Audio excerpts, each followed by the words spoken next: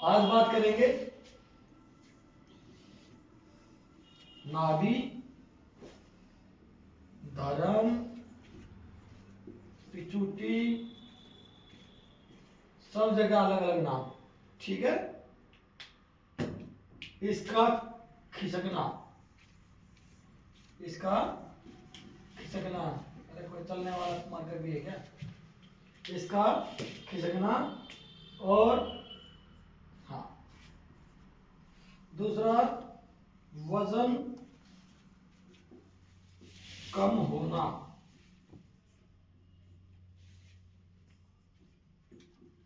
तीसरा कब्ज। कब्ज भी दो प्रकार की। कब्ज में नोटिस कर लेना, यदि किसी को प्रेशर तो आता है और प्रेशर आने के बाद एक बार प्रेशर आया, जितना मल निकलना था निकल गया, उसके बाद मल का रुक जाना, उसके बाद मल का रुक जाना, एक तो हो गई ये कवच। दूसरी कवच कि मैं सुबह उठता हूं तो मेरे को प्रेशर नहीं आता, टाइम देख के जबरदस्ती काम पे जाना है तो बैठ गया और जितना आया उतना आया और फिर भाग के खत्म। तो दो तरह की कवच आईबीएस में दिखाई देती है। ठीक है, नंबर 4, यदि किसी को दस्त है, लूज मोशन, यदि किसी को मरोड़ के साथ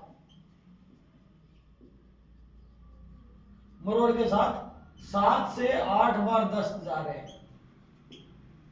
ठीक है, एक तो आईबीएस में ये होता है। दूसरा दर्द नहीं है, मरोड़ नहीं है, लेकिन जब भी जाओगे पानी की तरह मोशन आएगा, मल त्याग होगा।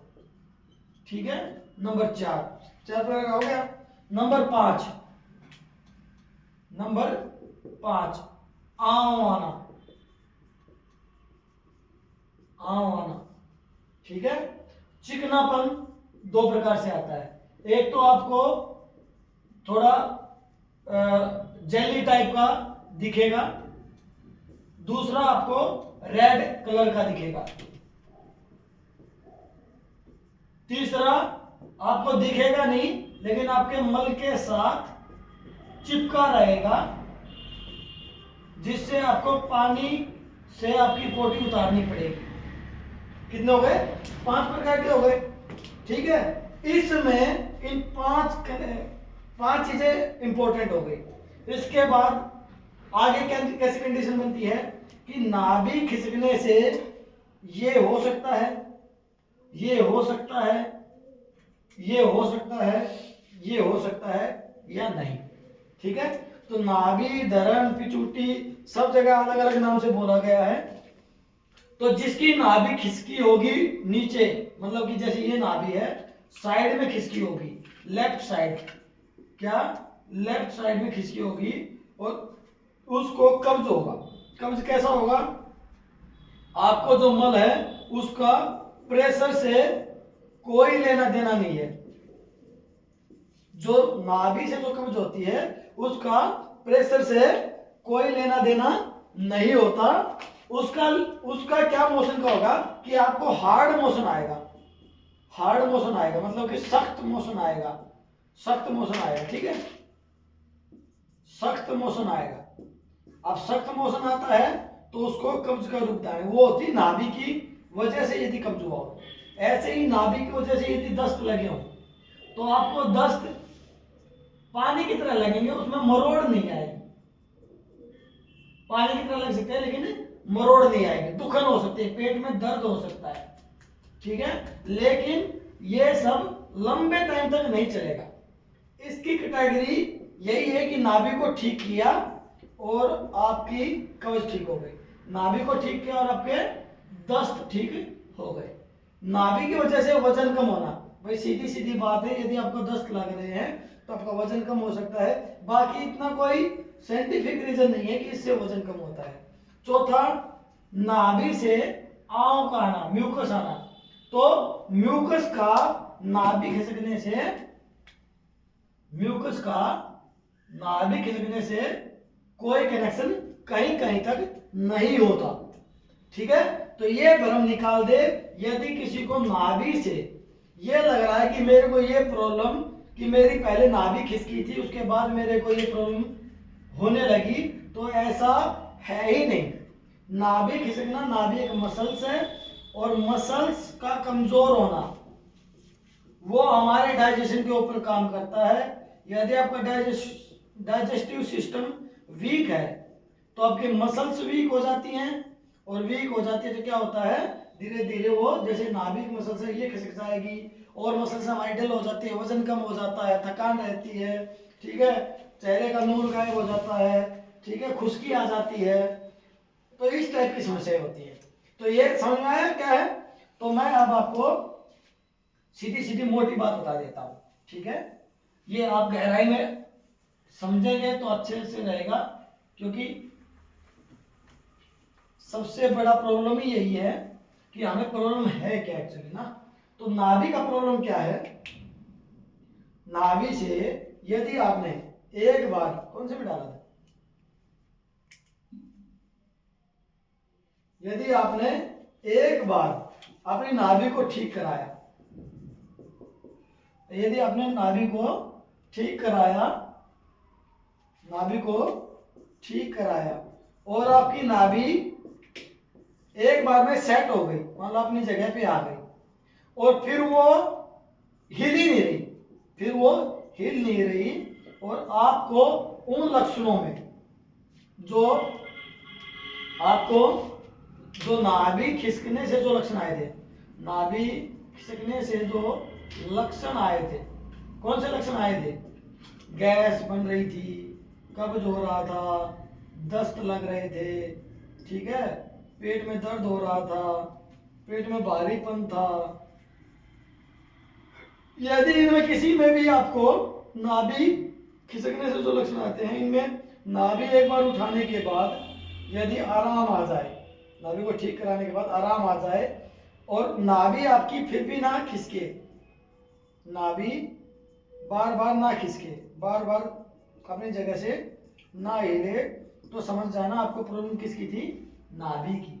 और नाभि बार बार ठीक कराने के बाद भी हिल रही है और उसके लक्षणों में कोई भी आराम नहीं आ रहा, तो प्रॉब्लम नाभि की नहीं है।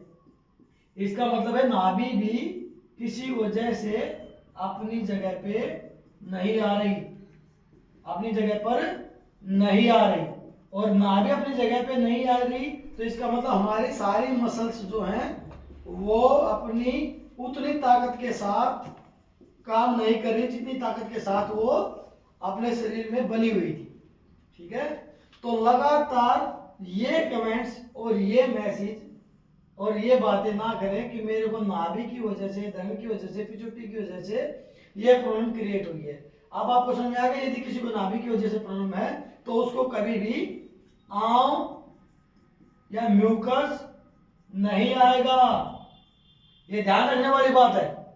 सबसे इंपॉर्टेंट है ये कि जब भी किसी को भी नाभि की वजह से ये प्रॉब्लम लग रही है, उसको आंव आ रही है, तो प्रॉब्लम नाभि की वजह से नहीं हुई, और ना ही नाभि की वजह से आप ठीक हो गए। कितना भी नाभि ठीक करा लेना, नाभि को बार बार ठीक कराना सबसे खतरनाक होता है। पेट को मसल्स, पेट को मल के, यदि पेट को मलवा रहे हैं, नाभि को खिंचवा रहे हैं, तो वो कभी भी ना कराएं। वो आपकी इन्फ्लेमेशन, मतलब कि पेट में सूजन को बढ़ा सकता है, जिसके कारण जो लक्षण थे वो और भी बढ़ जाएंगे और फिर ठीक होना बड़ा मुश्किल हो जाएगा, ठीक है। तो जिसको भी नाभि ठीक करानी है वो बिना पेट को मलवाए तो ठीक करवा सकता है, हाथ से, पैर से, कान से, बहुत सारे तरीके हैं जो हमारे पेट के अलावा नाभि को ठीक कर सकते हैं। तो पहली बात ये रही। और सबसे इंपॉर्टेंट जो लक्षण आते हैं, सबसे इंपॉर्टेंट जो लक्षण आते हैं, जो आज के टाइम पे जो सबसे ज्यादा है, एक तो जिसको 3-4 साल हो गए आईबीएस को समझने में कम से कम भी 3 से 4 साल लग जाते हैं। कब लग जाते हैं? क्योंकि 1 या 2 साल तो वो पूरा एलोपैथी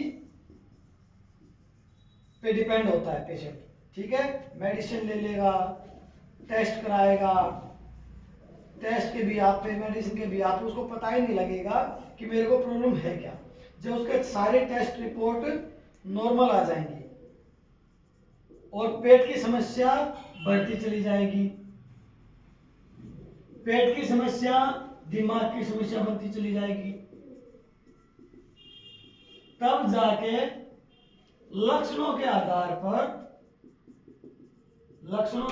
पर आपको संग्रहणी आईबीएस घोषित किया जाता है।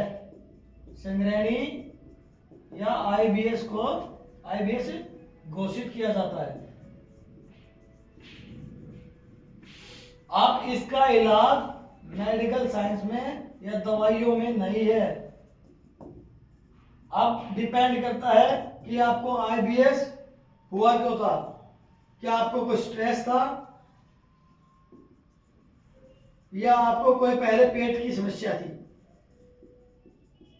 यदि आपको पेट की समस्या थी और वो ठीक नहीं हो रही तो भी आपको स्ट्रेस या दिमाग से संबंधित समस्याएं आ सकती हैं। ठीक है, यदि आपको दिमाग की समस्या थी, पहले कोई स्ट्रेस था, तनाव था, तो उसकी वजह से पेट की समस्या हो सकती है। तो यहाँ पे हमारी जो दवाइयां हैं वो साइकियाट्रिस्ट की चल सकती हैं, लेकिन साइकियाट्रिस्ट की दवाइयां क्या करेंगी, पेट की समस्याओं को कुछ दिनों के लिए बढ़ा देंगी और जिन समस्याओं से आप पीड़ित हैं फिर वो समस्याएं बढ़ेंगी तो आप उनके ऊपर से विश्वास हटा लोगे। ठीक है, लेकिन जो हमारा प्रोग्राम है वो पेट की समस्या से आपको आईबीएस हुआ हो या दिमाग की समस्या से आपको आईबीएस हुआ हो, दोनों तरीकों से हमारा प्रोग्राम काम कर रहा है 100%। बस उसके लिए आपका संयम चाहिए, आपकी मेहनत चाहिए। यदि आप मेहनत कर सकते हैं और आपके पास संयम है तो आप हमारा प्रोग्राम ज्वाइन कर सकते हैं। बहुत सारे भ्रम हैं यूट्यूब पे, गूगल पे या और तरह की चीज़ों पे कि नाभि की वजह ये सब होता है, ऐसा कुछ नहीं है। नाभि का कनेक्शन कोई भी नहीं है। नाभि कभी भी बीमारी पैदा नहीं करती है, और बीमारी करते तो इतनी बीमारी पैदा नहीं करती कि उसको ठीक ही नहीं किया जाए, क्योंकि बहुत सारे तरीके हैं नाभि को ठीक करने के और बहुत जल्दी ठीक हो जाती है। राजस्थान में तो इसको मंत्रों से भी ठीक किया जा सकता है, कहीं दिखाने की जरूरत है नहीं, मंत्र मारेंगे आपकी नाभि अपनी जगह पे। लेकिन जब समस्या नाभि की है ही नहीं तो किस काम के मंत्र आपके, किस काम की खिंचाई, किस काम की तुड़ाई, किस काम का मसलवाना पेट को। ठीक है, तो यही भ्रम आपको क्या पता ज्यादा आप पीड़ा में डाल रहे हो, तो गलत काम कभी मत करें। ये आपका शरीर है, नाजुक है, पेट बहुत नाजुक, सारी मसल्स नाजुक होती हैं। ठीक है, तो और गुणों पे ज़्यादा प्रभाव पड़ेगा, मसल्स सूजन आ जाएगी, फिर और ज़्यादा दिक्कतें होती हैं ठीक करने में। तो यदि आपको समझ में आया तो वीडियो को शेयर जरूर करें, और आपको ये पेट से संबंधित कोई भी समस्या है तो आप ऑनलाइन या ऑफलाइन क्लास ज्वाइन करके हमारा प्रोग्राम ज्वाइन कर सकते हैं और अपने आप को ठीक कर सकते हैं। नमस्कार।